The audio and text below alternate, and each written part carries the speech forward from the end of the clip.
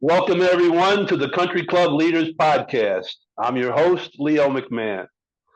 Today, we're lucky to have Chris Redle with us. Chris is the Executive Director of the Bluegrass Golf Foundation. Welcome, Chris. Thank you, Leo. Nice to meet you. Nice meeting you. Before we get started, tell us about the weather in Kentucky and what's going on there right now. It's something we don't see very often in Kentucky, and at least in the band that I'm in, where we dealt with 9 inches of snow this week, then about a quarter inch of ice on top of that, another little dusting of snow on top of that. So I've been getting my workout in here in Kentucky over the last couple of days, as my wife calls it, Kentucky cardio, going out and doing some shoveling and getting the heavy shovel to break up ice and then move all the ice off the driveway. So, yeah, it's quite a different world. Not a lot of golf going on inside right now. Simulator time. Will you typically go through a winter with no snow in Kentucky? We have had winters where there's no snow or very little snow, and then we have winters where we end up having the kids in school until June.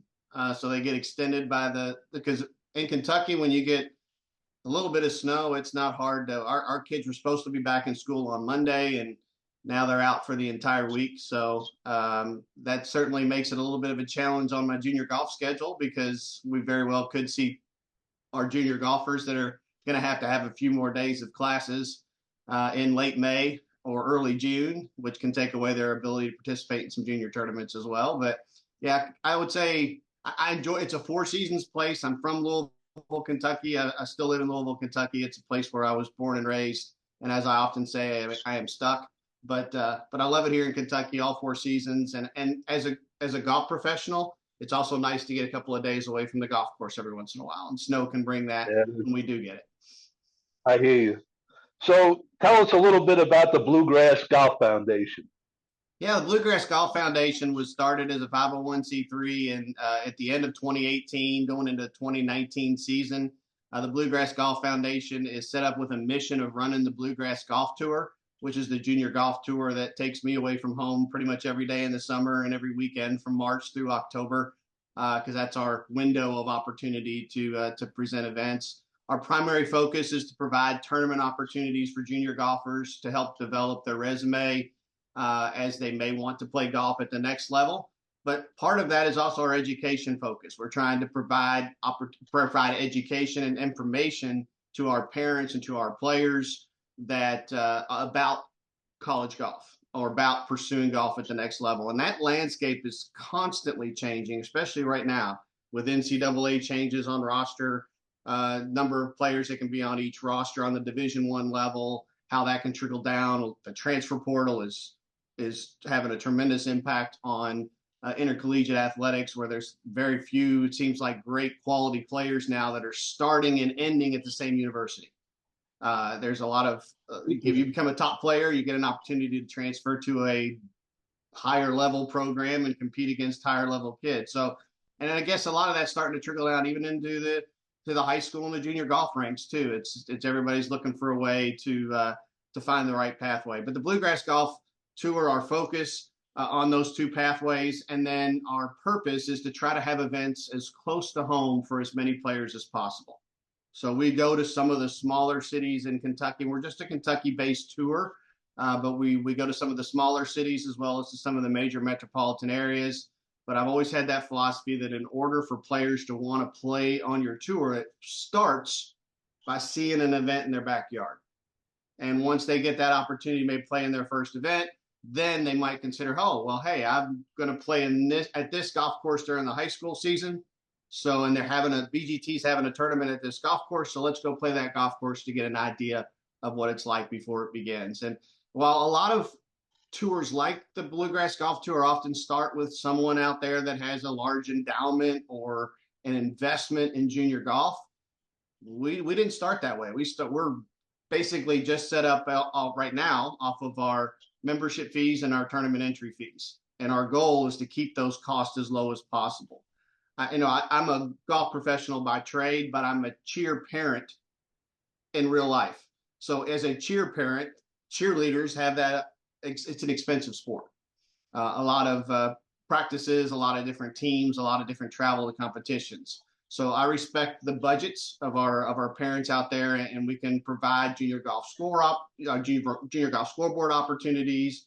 We can provide single day tournaments that are close to home. So a lot of things that maybe the larger tours aren't going to invest in the grassroots of junior golf, and that's what we try to do, invest in that grassroots. A long answer, but a lot of really good things we've been able to do since 2019, our first year. And honestly, if it wasn't for COVID was probably the one thing that was able to launch our tour, because we were able to be quick to react to the new restrictions and develop safe guidelines at that time under the guidance that we were under, because golf was the one sport where you could go outside, you can be away from folks. And 2020 was huge for the Bluegrass Golf Tour. And then since then, we've been able to maintain that momentum with the good quality events I think that we run.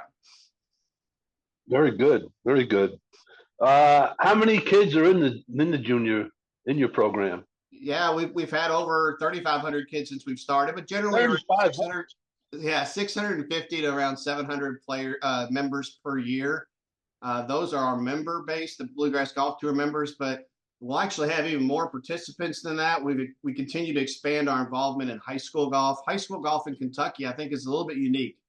When I grew up playing high school golf in Kentucky, it was a bunch of 9-hole matches after school.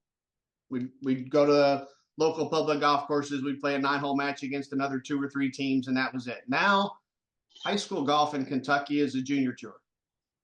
It is almost entirely 18-hole events, probably 120 18-hole invitational events on the boys' side and around 70 events on the girls. Maybe maybe it's more around 80 to 100 on the boys' side and 50 to 70 on the girls' side. But imagine 150 plus 18-hole high school tournaments, most of which are attracting 90 to 120 players. And so the management of those events, our golf coaches do a tremendous job of managing. They've been doing it for a while. This isn't just in the last 6 years. These high school coaches manage these events, get the teams to come in and to compete in those events. But to be able to bring in someone like myself that specializes in running tournaments, that's something we've become even more and more involved in every year. Last year, we had about 25 high school tournaments in a 7-week period. We had 25 high school tournaments that we were on site and assisting with the management of those events. So when you include the contacts that we're able to get through those high school events, which are new players, people that frankly may not have heard about the Bluegrass Golf Tour before they played in those high school events, the number of players that we're actually interacting with each year is probably closer to double the membership, probably 1,300 to 1,500, somewhere in that ballpark. So if I'm a single-digit handicap and I'm from Lexington, Kentucky, how many events am I going to play in 1 year? From all the different opportunities. Yeah, it would not be difficult to play in 20 to 30 events in a season. Now, high school golf, if they're on the high school team as well, high school golf, they're allowed to play 20 events as a member, or the school is allowed to compete in 20 events. So now if you go to Lexington Bryan Station, where the top 5 players on that team are the top 5 players all year long, if they go play in those 20 events during the course of the high school season, then realistically, they're probably looking at more like 15 to 17 or something like that before they get to the regional, semi-state, and or first round state championship and final round state championship postseason. But if you go to a school like Lexington Christian Academy or Lexington Catholic, where they'll have 20 or 25 players that are potentially competing for those top 5 spots, maybe only 2 or 3 of the players will be playing in every one, while some other players might get an opportunity to compete with the high school team there. So again, that's why I say the high school golf season that starts with practice on July 15th and ends with a state championship the first week of October. In that window, you get tryouts, you get practices, you get matches, you get some 9-hole matches still exist, but then you get all the 18-hole invitationals. So that's just one pathway at the end of the season. But leading up to that, I believe when it comes to junior golf, when it comes to junior golf tours, we're all in the same church. We're just in different pews. I stole that line from Bob Valvano, who does a a local radio show. He talks about that with cancer. Cancer is all in the same church, but different pews. And Lord knows the Valvano families had to deal with so much cancer tragedy in their family history. So I've stolen that line and used it with golf because I believe that all the junior tours, Kentucky's a big state. There's no reason for two different tours to be in the same area of the state on the same day, because then the players that live in that area have to choose, am I going to go play on this tour or am I going to go play on this event? They're choosing between two different events. So the kid in Lexington, there's a Lexington Parks tour that exists there with the Gilbert Bunnell Foundation. We've got the Kentucky PGA Junior Tour, which is another statewide tour that runs some really big events in Kentucky. You've got the Bluegrass Golf Tour just in those in that Lexington market by itself. So that's why it would not be difficult for someone that can afford to cross over and play on all those different tours, for someone to have. And the Hurricane Junior Golf Tour, we've got a partnership with the Hurricane Junior Golf Tour. They have several events in the Lexington area. So they could go no more than 30 minutes from home and probably have 30 different tournament opportunities to play during the regular season and then their high school season beyond that. So I think that's one of the reasons why you're seeing some players that come out of Kentucky that are having success on the college level. And then I think we're going to see him coming onto the pro tour someday. Obviously, the most famous person recently out of Kentucky is Justin Thomas and the success that he's had on the PGA Tour. And part of that started growing up in Kentucky. But then Cannon Claycomb, who from Bowling Green went on to the University of Alabama, just started his pro career. Owen Stamper from Scottsville, Kentucky, that went to Middle Tennessee State, just had some great work in the Q school and is getting ready to play in some Korn Ferry events and start his professional career. Musselman. I remember his Cooper Musselman. Cooper Musselman is on the pathway there. So, and college golf is certainly strong in Kentucky as well, from D1 to NAIA to D2 to D3, all the different opportunities that exist here. So now while Kentucky's right in the middle of the country, there's a lot of success that's coming out of this area in junior golf, and the Bluegrass Golf Tour is, and myself, I'm excited to be a small part of that development process. Well, it sounds like if you're a single-digit handicap, you're basically a professional golfer in Kentucky. They play a lot of golf. You can be, and it's not just the single-digit handicap. What about the person that, like myself, I started playing golf when I went over to my grandparents' house with a plastic club and plastic golf balls. What about the player that's never played in a golf tournament before? What do they have? They have a bunch of opportunities as well. All of these different tours are at different levels, but a lot of us, we cater to players of all abilities because we get to know our players. So let's say I'm from Lexington and I'm 10 years old and I want to take up golf. I go to my local club, I get some lessons there. What's the next step? Well, I think there's two different ways. One pathway is the PGA program of PGA Junior League. For one of the benefits of PGA Junior League that's really developed over the last decade or so is the opportunity to play team golf. I mean, it's real intimidating to try to put your own ball, to be one person playing one ball and trying to get that ball into the hole. That's difficult. But in PGA Junior League golf, you're playing a scramble. So now you've got a partner. If you hit a bad shot, maybe your partner hits a better shot. You've got stroke limits that are in play. So you've got other things they can do to be able to get started with that process. You get drive, chip, and putt. People turn on TV in April and you get to see kids at Augusta. I mean, wow, what are these amazing programs that are at least putting the eyes on junior golf early. And by the way, with PGA Junior League, it's also, granted, the kids that get to the national championship with PGA Junior League are your single digit and scratch handicap golfers anyway. Yeah. Let's touch on that for a second, because I thought that program was an introductory program for kids who are just starting out in golf. And then I see these championship matches in Texas. These kids can play, So what happened there from the original idea to where we're at today? Well, when you get an opportunity to travel to a warm climate in the winter months to play in a national championship and be on TV, that's certainly going to attract top-level players to want to be a part of that. I agree from the mission standpoint. Now, for those kids that are just getting into the game of golf, are they still getting something out of PGA Junior League by what they're able to do on the local level, even if they're not able to advance to the national championship? Sure, absolutely. I believe they are. Okay.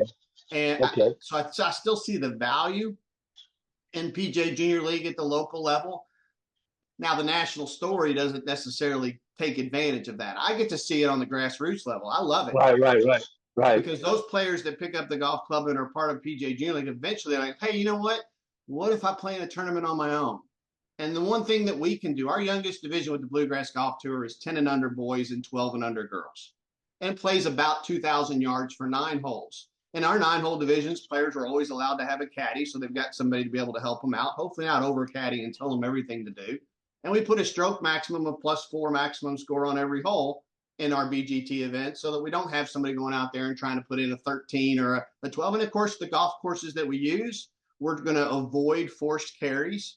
We don't want to have an island green hole for a 10-year-old playing in their first event, trying to hitting a bunch of balls into the water. So, we want to try and make it a fun experience for those players to be out there and to be able to get on the golf course and get a chance to compete individually.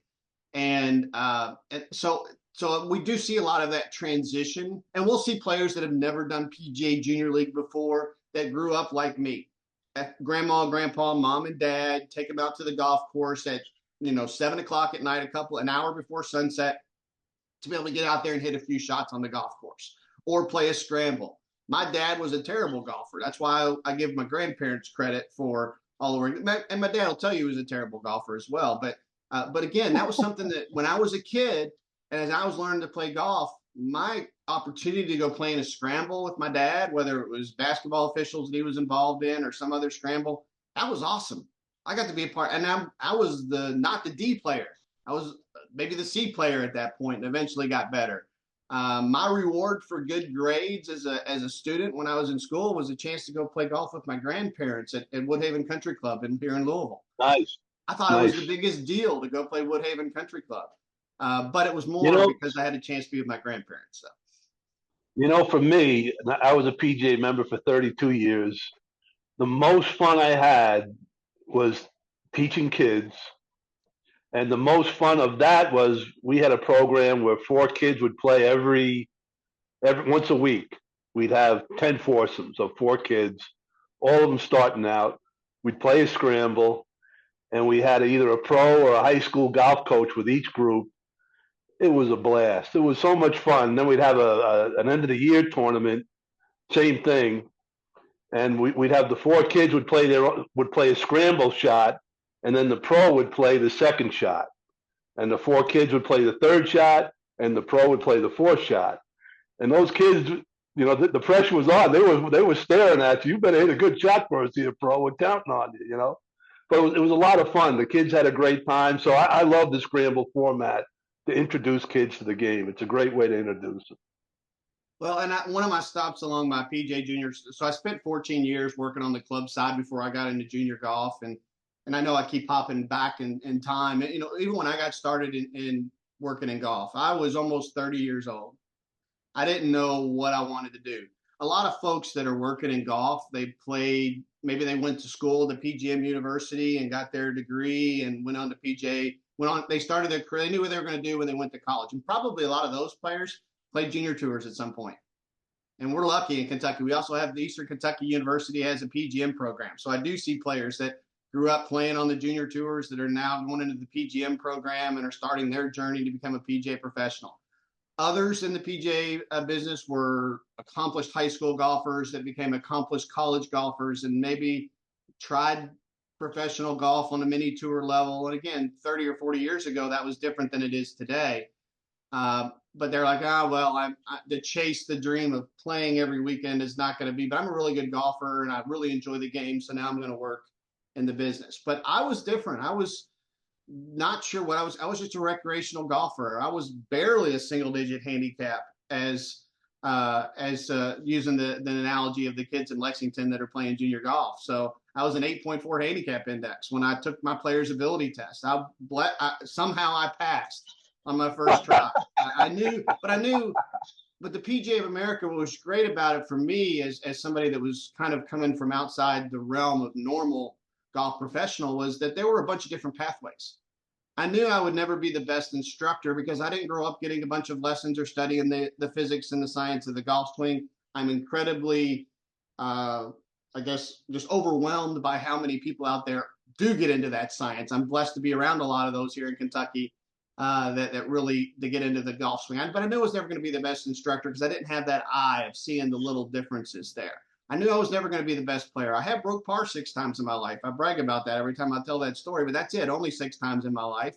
While you think of PJ professional, they think of professional golfer you see on TV. You think they're going to go out and play like Tiger Woods every day. Well, that's not my game. I was a grinder, and I played well enough compared to the friends that I played with, but I was never going to be the best player. But I loved working with the ladies leagues because it was like playing golf with my grandmother.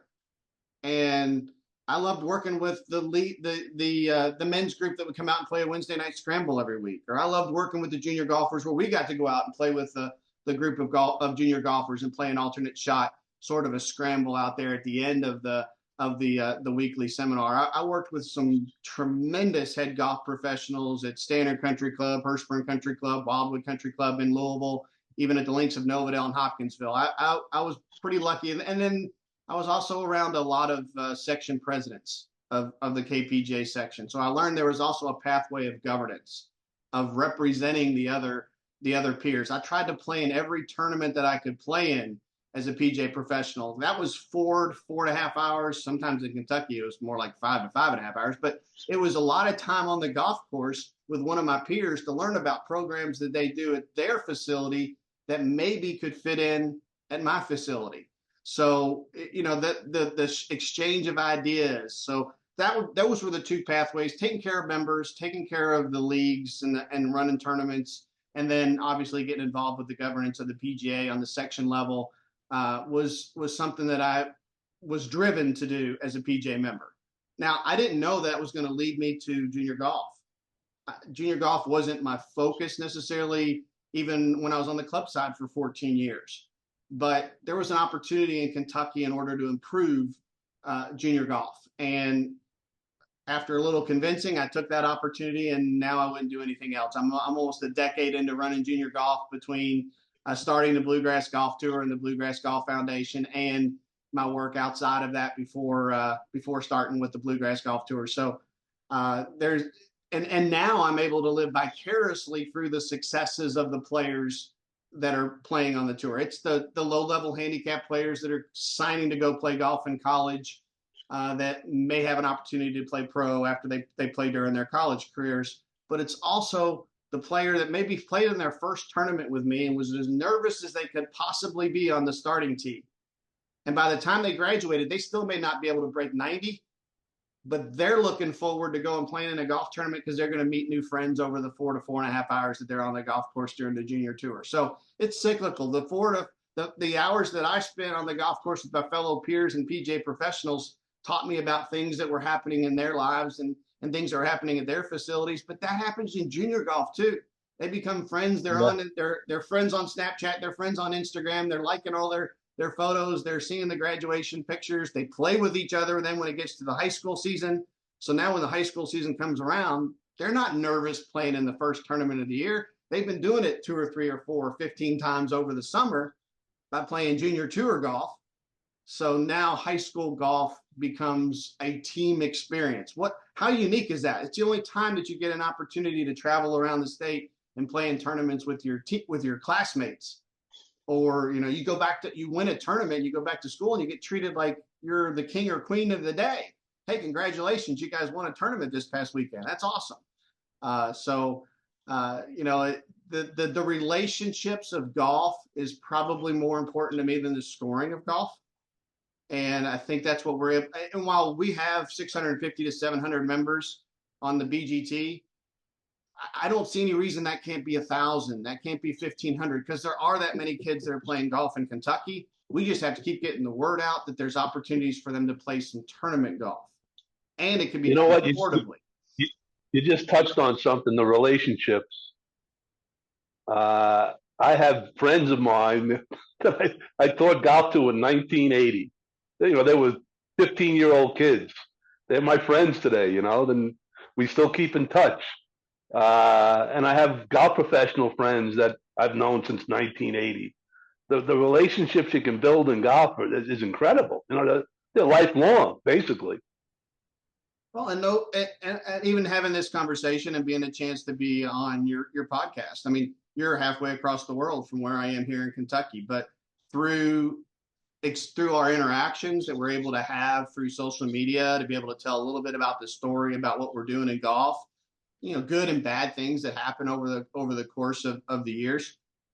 Now we're able to connect, have a conversation, and talk about things that can be shared, and hopefully somebody that listens to this will not just turn off the page at some point or turn off the broadcast at some point. But hey, I can learn something from this conversation from some guy in Kentucky that works in junior golf, and certainly we know a lot of the same folks that work in golf, and we've crossed over those pathways. But now we get a chance to build a relationship and talk about improving the game that we both love. And no matter how you're involved, whether you're a PJ member or whether you're a volunteer that's working with a local group, whether you're an administrator that's out there running golf tournaments, I mean, there's a bunch of different pathways, or the new the TGL, the Tiger Golf League that just came out with the hitting into simulator business is booming. Everybody, it seems like we've got about 3 or 4 just in Louisville. There's like 3 or 4 new places where you can go. They built a Top Golf within the last couple of years here in Louisville. So now you have the opportunity for a social experience that has a little bit of golf involved with it as well. So, it's more than just what you see on TV. Golf is not just somebody spending 2 minutes trying to figure out if they're going to make a putt or not. It is the time that you're spending with others and the interactions you're able to have. And again, growing up as a golfer myself, I was often the single that would go out and get paired with other people. So fortunately, hopefully I didn't embarrass myself when I was out there, but I think I learned more about interacting with other people than naturally I'm an introvert. You probably can't tell that talking to me on the phone. You can't tell that when you see me at a BGP event, but naturally I'm not wanting to be out there and be the center of the focus of everything. But as an administrator, somebody that runs golf tournaments, I want things to be as perfect as possible for every player from when they show up and until when they leave. And it's never going to be completely perfect. I've started to learn to accept the imperfections that exist in golf, but what from that experience can they take back to their life that will make them better? Maybe it'll make them a college golfer at some point. Maybe it'll make them a better high school golfer. Maybe it'll just make them a better you know what? You know what, Chris? What I'm thinking now after speaking with you, it's all about relationships. I was a good golfer as a kid. I won some tournaments, but my high school golf coach, I've known him for 61 years. This guy, he's still my friend. We still keep in touch. My high school teammates, I still keep in touch with these guys. The guys I caddied with, I still keep in touch with them. So, it's great that you're giving them and you said it yourself, you're exposing them to all this tournament golf and introduction to golf, but you're building lifelong relationships and friendships for these kids and for yourself. I mean, it's a really noble thing that you're doing. Well, it's I've always felt like you can't teach passion. You can't teach somebody to enjoy what they do. You have to find something that makes you want to go to the golf course every day, in my case, or a different golf course every day. And I found that with golf. I wasn't sure. Like I said, when I was in my late 20s, early 30s, I wasn't sure what I wanted to do in my career. I bounced around from different jobs along the way, but once I got into golf, I felt like I was a member of a family. And it was a member of at the very basic roots of that. I was a member of a country club family at Standard Country Club.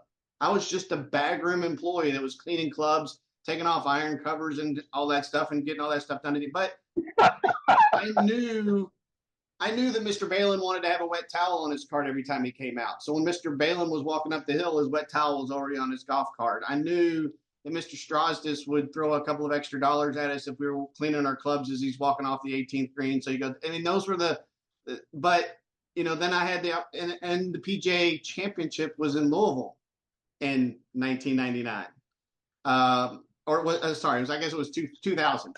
The Tiger Woods, the infamous chase the putt down on hole number 16. I was sitting right. Number 16 when Tiger chased that putt down. I always looked for myself in the background when I saw that. But I got the opportunity to go to the PGA Championship because I was working at a golf course, and a player that or one of our members couldn't go on or had an extra grounds pass on Sunday, so I got a chance to go to watch the Sunday PGA Championship at Valhalla.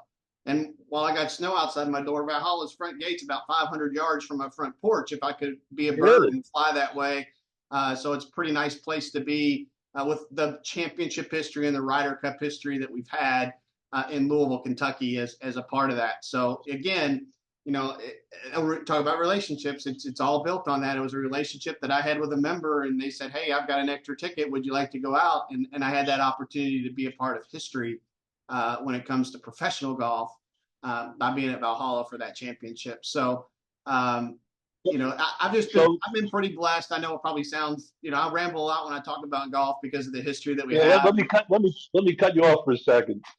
So give me a story, and hopefully you have one. I'm sure you do. Hopefully you can remember one now. Give me a story where you really you saw golf turn a kid's life around. Some kid that was going in the wrong direction or didn't have a lot of confidence, and he was exposed to golf or exposed to you, and his life was turned around because of it. Well, I got a little emotional when I got that. I had this experience. This came up this year. I'm not going to tell you the player's name because he's still involved in college golf here in Kentucky. But there's a player from a small town in Kentucky that had consistently played in Bluegrass Golf Tour events, and his dad would travel around with him to all these tournaments because there was no place close for him. Hold on 1 second. It's great that you're getting emotional because this is what it's all about, man. This is your life, and you're passionate. Keep going. Sorry to cut you off. No. Well, so his dad would take him to all these golf tournaments. Well, he's from South Central Kentucky. We have a lot of tournaments in the Bowling Green, Kentucky area, so those were close to home. But his dad was looking for opportunities for junior golf scoreboard ranked events. So they would travel to Lexington. They would travel to Louisville. They were often staying in hotels. And it is an expensive part of that sport for them. And it's an investment, not just of the entry fees, which our entry fees are certainly manageable, but also having to go stay in a hotel room, travel, get away from work. He had 2 younger sisters that had just started picking up the golf club, so they started playing in some tournaments as well. So now you had 3 family members that were playing in these tournaments as well. He is going on to play college golf here in Kentucky, but he wrote me a letter at the end of our tour championship.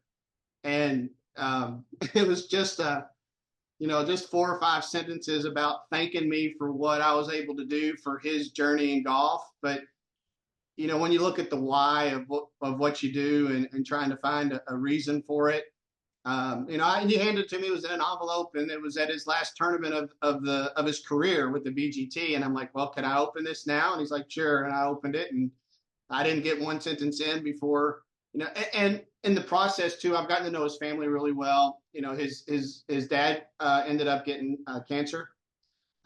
So he had to have many surgeries. He had oral cancer basically, and had many surgeries, but he was still taking his son around, and he changed from somebody that was very talkative during all the events to just being able to get a cart and follow along and watch his son play golf.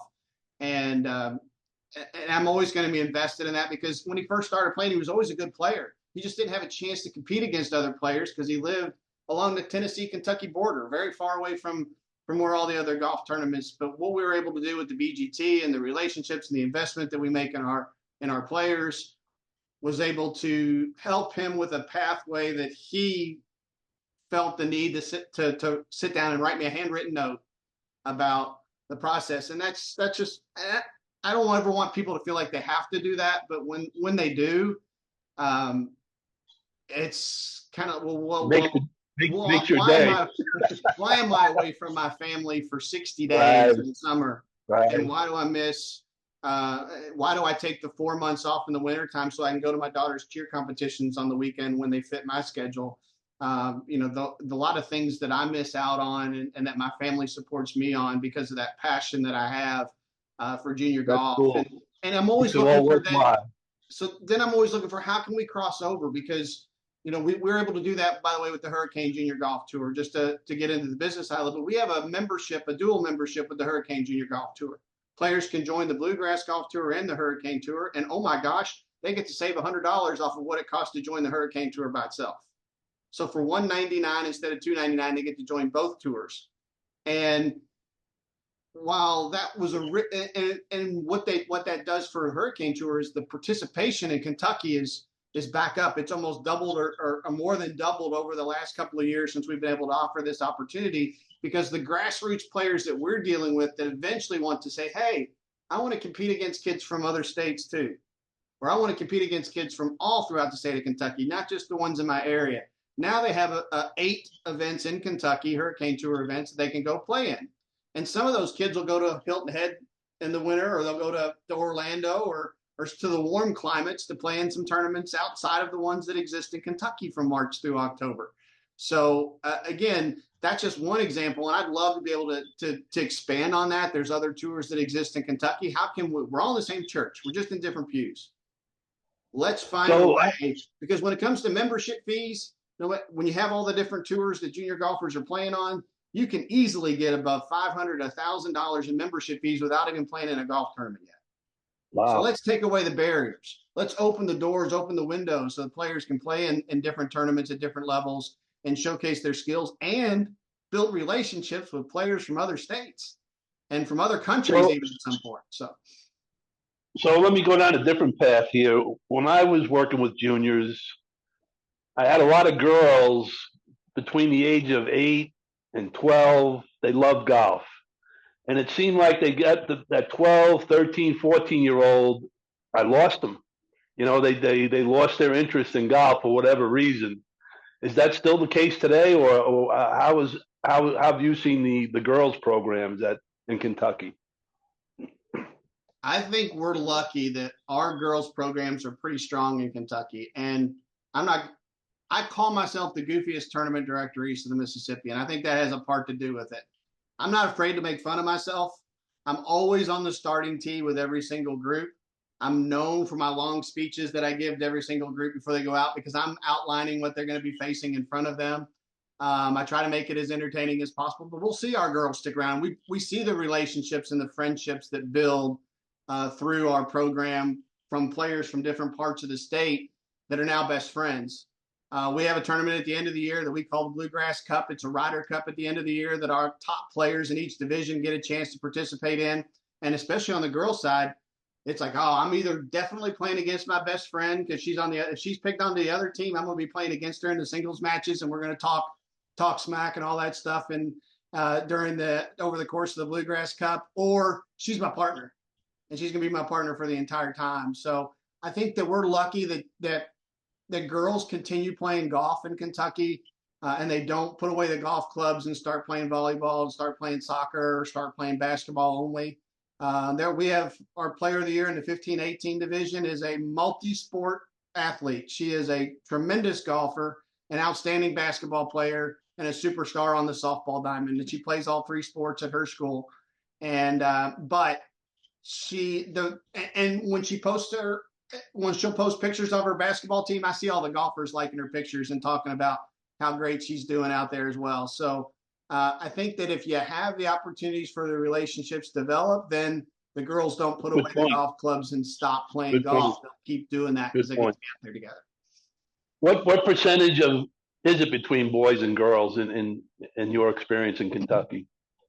We're probably about 75 to 80% boys and 20 to 25% girls in most of our events.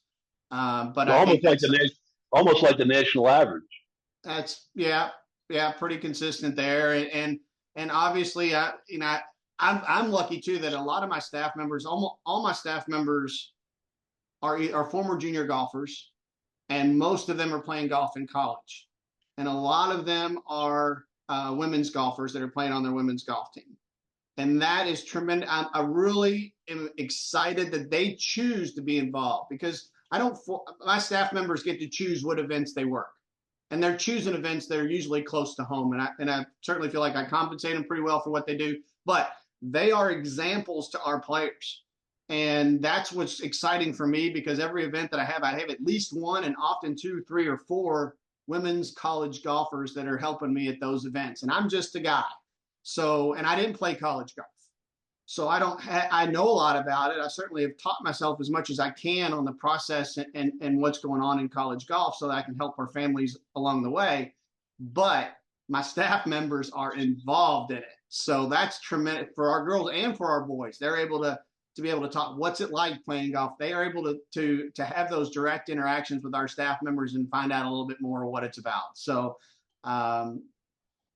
yeah, I think that our retention of girls golfers, I think, is probably a little bit stronger in Kentucky than maybe it is in other areas, and that's because of the investment that we make in the people and getting to know them, and they'll give me a hard time back, and that's okay.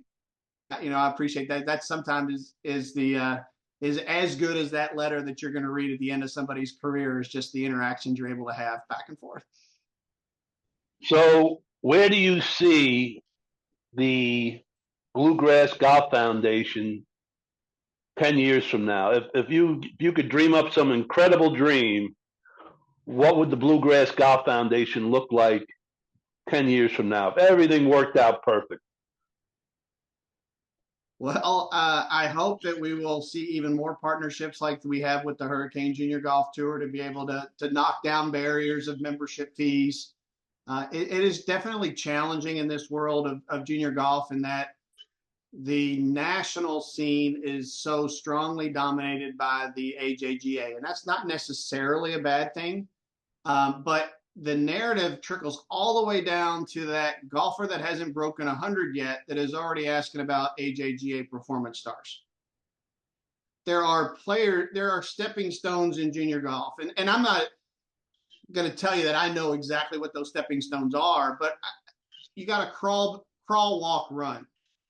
You got to start by playing in local events and learning how to this is my philosophy. You got to start by learning how to score under tournament conditions.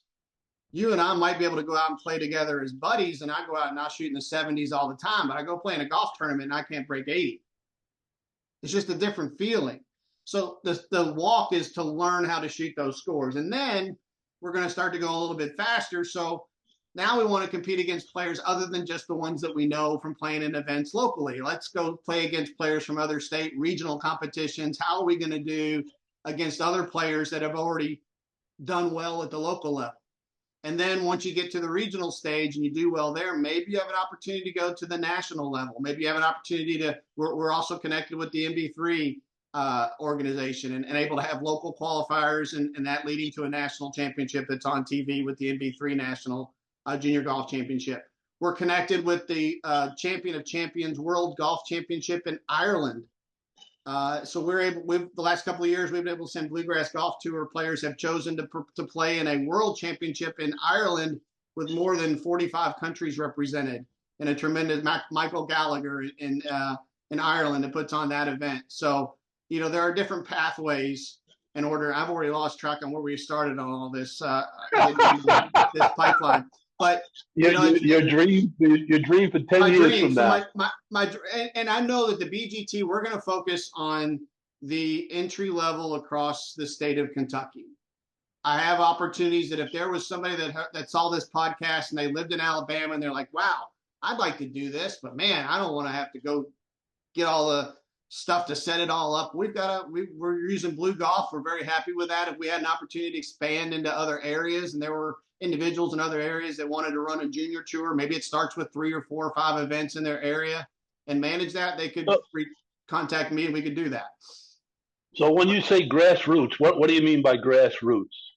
For all levels of players, having events as close to home for as many players as possible. I know that requires a lot of travel on my part, where I'm going 3 hours to Paducah or driving 2 hours down to Bowling Green or an hour to Lexington area. And those are the big cities, so those are the ones you hear about. But the Bowling Green area includes Russellville, Kentucky, just a little town between Hopkinsville and Bowling Green. And but having an event there allows players in that area to maybe, Bluegrass Golf Tour's coming to my course, so let's go check it out, try and play in it, see how I do, and then maybe travel into some of the other events. But because there's going to be we're not going to be the AJGA. We're not going to run 3 and 4 day golf tournaments. We're not going to have, $1,000 entry fees or $500 membership fees or other. We're going to keep our costs as low as possible. We are set up as a nonprofit. It doesn't mean you can't make money, but that's not our goal. I'd love to have some business and corporate support. I'd love to have the endowment support that most tours that doesn't exist yet with the BGT, and ultimately it's trying to find time outside of running all these golf tournaments and being on the road to be able to build those relationships. But we have a story to tell with the Bluegrass Golf Tour that I think would be extremely valuable to corporate partners as well as others that might get involved in supporting junior golf as a whole.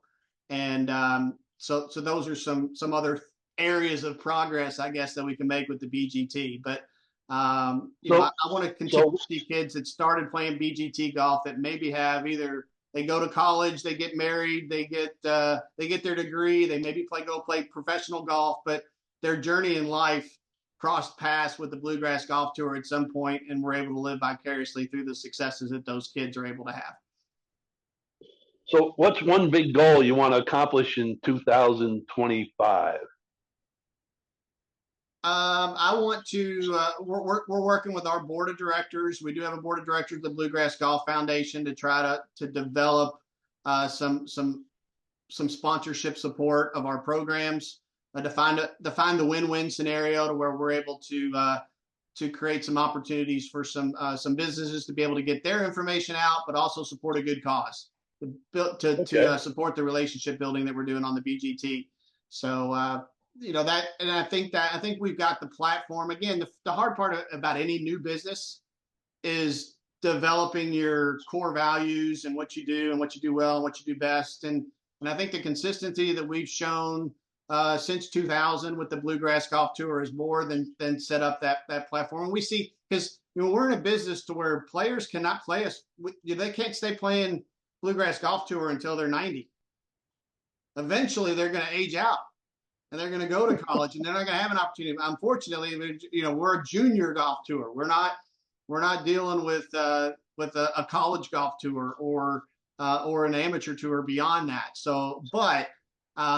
So do we see continually new players that are coming and getting involved? And we do right now. We do see that. And I think our high school involvement is certainly a large part of that because those players are able to, I didn't know you existed.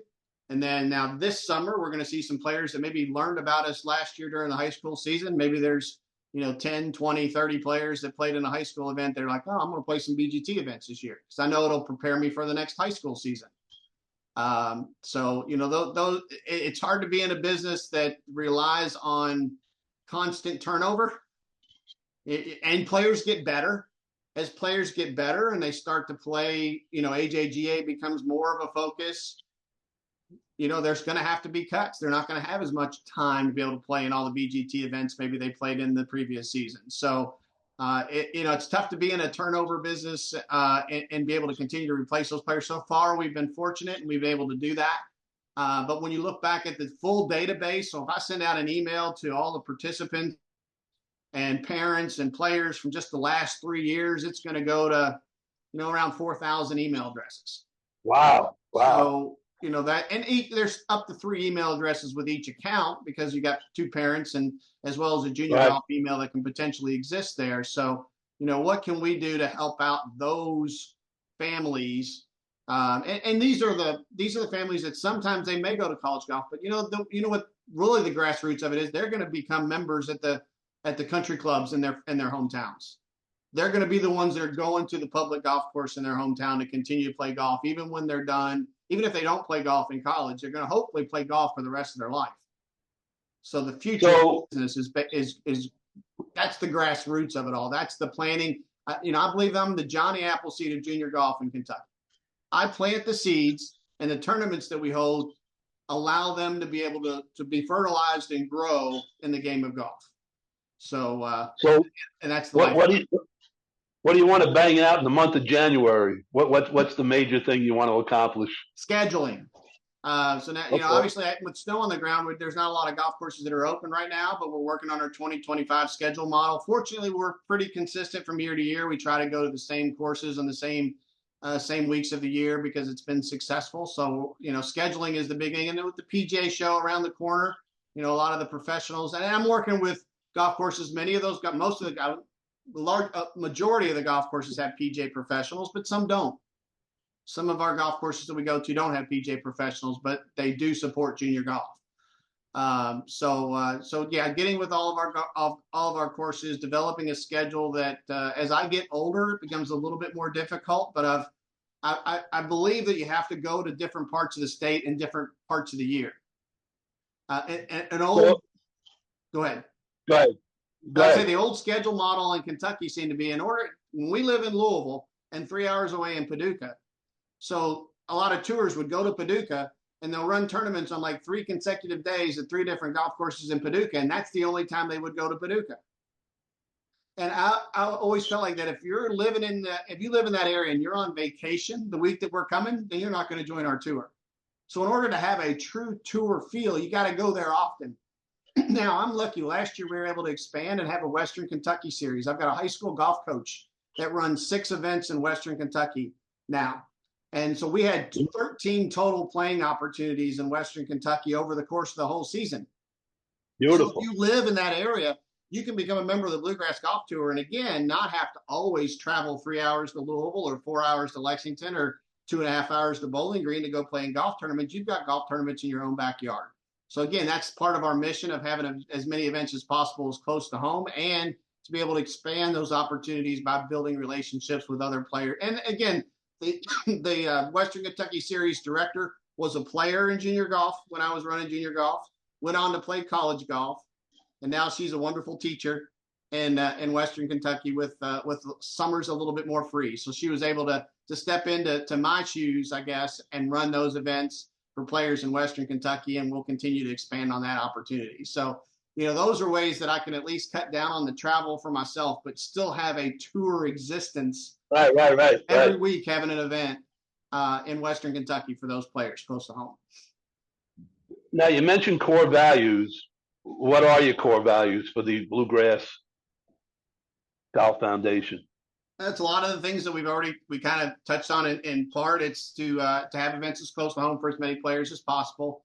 It's to keep our costs as low as possible for those families that are trying to manage multiple kids or even just the finances of today. It's difficult. We were one of the probably the only thing in 2024, our pricing went down. And in this world, nothing's going down. But we were able to lower our prices with early bird pricing last year in order to give a little bit of a break to the families with all the financial difficulties that are going on in the world these days with inflation and everything else going up. Education is an extreme. We provide educational videos on college golf for our families. We try to get involved whenever we can in seminars. We have a college showcase where we have someone that works with helping students develop their recruiting profile that comes in and does a seminar for the players following our shotgun start, one of our 2 days of our college showcase. So the education side is the other arm that we're really trying to continue to provide opportunities for our players. So keeping our costs low, having events close to home, having as many events as we can for in the different regional areas that we deal in are kind of those core values that we keep going back to. So who was the most influential person in your life up to this point? Oh, It could be business or personal, whichever way you want to go with it. And if you get emotional, that's okay. I've always been driven personally to find something that makes it all worthwhile. But obviously, it's got to be my family support. The fact that my wife, and by the way, I got married late in life as well. As I started in junior golf was the same year I got married. And okay, so if it's your wife, okay, yeah, let's say your wife's the most influential. What would one characteristic that she's been able to pass on to you and you admire about her? What's one trait? She works as hard as anybody that I've ever known. I mean, she's got a career of her own, and yet I'm able, and she's a mom of our 2 kids, and to be able to manage all of that time while I'm out on the road following my passion and supporting my passion. I mean, I got married in 2015, right as I started working in junior golf, And so she's seen it from the very beginning days of my 100-hour weeks and 100, I don't know if she knew what she was signing up for when all of that started, but So I'm seeing a strong work ethic from your wife and a very selfless person in your right. wife. So that would be a good start for me in the core values of the Bluegrass Golf Foundation. You want to surround yourself with people that have a strong work ethic, and they're very selfless people. Which it sounds like you are too. Which is a good thing. Those are core values. Right. And then I'm listening. You said you're the Johnny Appleseed. Well, you're growing the game and you're growing relationships. So that's what you're good at. And then all that it all comes down to, you have a noble cause, man. You're doing a great thing for the world. You're a hard worker. You're selfless. You're bringing people together. It doesn't get any better than that. And then hats off to you, man. And you're passionate about all this is coming through. That's for sure. Well, you probably figured that out when I sent you I know we exchanged the email before this as well, and I tried to tell a little bit about my story about why I'm involved in golf. And gosh, if I tried to print it up, it'd probably be like 4 pages with all this. I get typing, and I'm a very fast typer because I spend a lot of time on the computers. But yeah, I mean, it's golf has blessed me with so many things, and again, I go all the way back to the roots of it all. Is my grandparents and the roots. So hold on, hold on 1 second. So your grandparents. What would be a trait that you admired about your grandfather? My grandfather would, if golf was on TV, golf was on. He was sitting in his chair watching golf on TV, and so he was passionate about the sport. He was the one. He was the better golfer. My grandmother was barely break 100 golfer as well, but my grandfather probably was a 15 handicap. But now, what's the trait that you admired about your grandmother? My grandmother took care of everybody. She was the den mother. She would worry about whenever something was going to go on, but she was what are your grades like? Playing cards all the time, playing gin rummy. So I mean, her golf group they would go play golf, but then they'd probably play cards afterwards, and then they'd go eat food and drink coffee together. So that social experience of her friends that she played golf with at the club. And again, the first time that I beat my grandmother was the last time she took me to the golf course. So I was like, if you're going to beat me, I'm not going to take you to the. So she was extremely competitive as well. And I loved it. The first golf course, Standing Country Club that I worked at, there was Carol Friedman. Her license plate was Nana 6. I called my grandmother Nana. She had 6 grandchildren. So, and they were almost identical in how they operated on the golf course as well. So I felt like I was already at home in the very first first club that I worked at with another Nana that was there and was able to be a part of the women's groups and be able to help them out as well. So, but the ironic part of it, my grandfather passed away just before I started working in golf. So he didn't never know that I chose the profession that I chose. And my grandmother, bless her, she lived to over 100 years of age. And she knew that I worked in golf. So she was able to see me start my journey and to become a PGA member. Unfortunately, neither of my grandparents are with us anymore. I'm 53 years old. So, I'm no young spring pup myself. But yeah, to be able to be, and it all started with just chipping with plastic clubs toward a little flag that was in their yard when I would go to their house on the weekends and seeing a persimmon wood. I was like, oh, that's cool. Metal woods were just becoming a thing when I started playing junior golf or getting my first set of golf clubs and all those type of things as a young kid. But yeah, the grassroots of it, if it was about golf, I mean, Christmas gifts would be a set of golf balls that were put together with a tee on as a little, look like a puppy, but it would be a set of golf balls that were glued together to look like a puppy. And that would be the gift that Grandpa would get. All the top flight golf balls that were for sale at Walmart and in those days as well, and Target. So But yeah, and getting to go to the Foster Brooks Pro Celebrity Tournament in Kentucky with my grandfather. That was my first experience of walking behind ropes, and I thought it was. I thought I was again at Valhalla. I thought I was at the best golf course in the world, and ironically, it was at Hurstburn Country Club. And then I had the pleasure to be an assistant golf professional at Hurstburn Golf Club for Hurstburn Country Club for 3 years after that as well. And then that was part of my journey of falling in love with golf by walking around and watching celebrities and probably people that playing with an event where you're walking behind the ropes and getting bussed into the golf course and all that sort of stuff. So golf, I've gotten more out of golf than golf can ever give me back.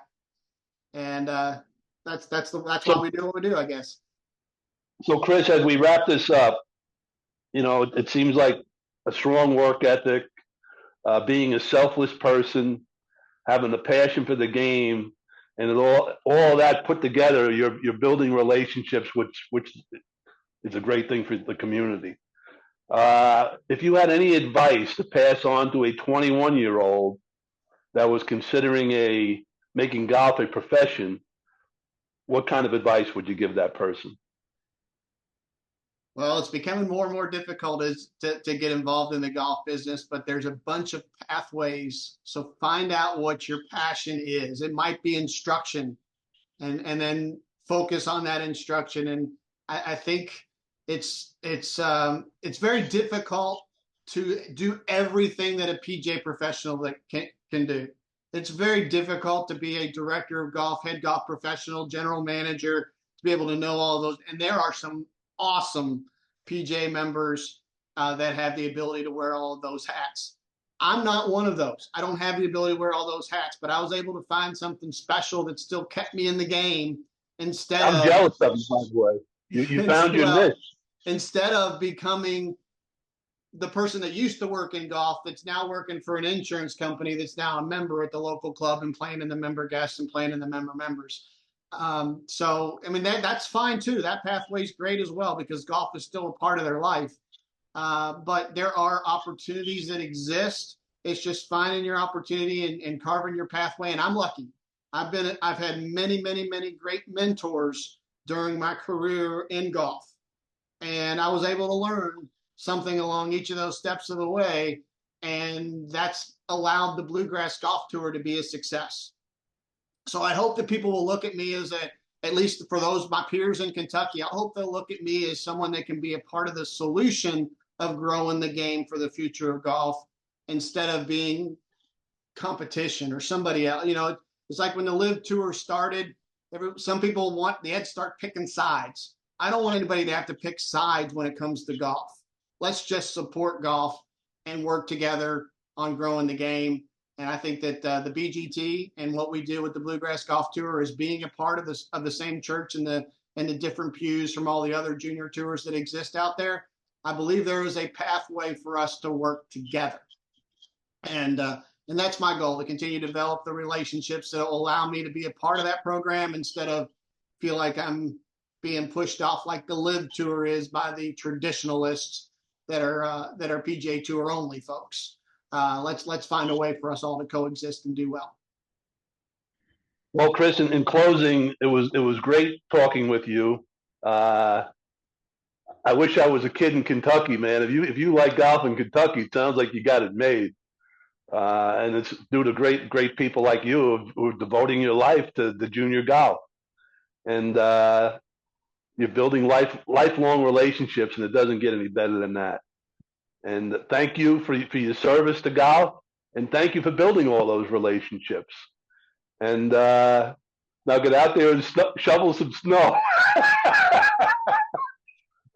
There's never a shortage of snow. It's still covering the roads out there. It's going to be, and we're dealing with sub-freezing temperature for the next week or so as well. So I don't think any of this snow is going to go anywhere unless somebody else is going to get a chipper out there and start chipping away the ice that's on the roads and other things as well. So no golf in the near future here in Kentucky, but certainly that doesn't stop our opportunity to be able to plan for the 2025 season. And hopefully by the time we get to March and we start having tournaments scheduled, that we won't be dealing with snow on the ground and and we'll be able to get out there and knock some of the rust off from the winter and get out there and play somewhere else. But Leo, thank you for the opportunity to share my story.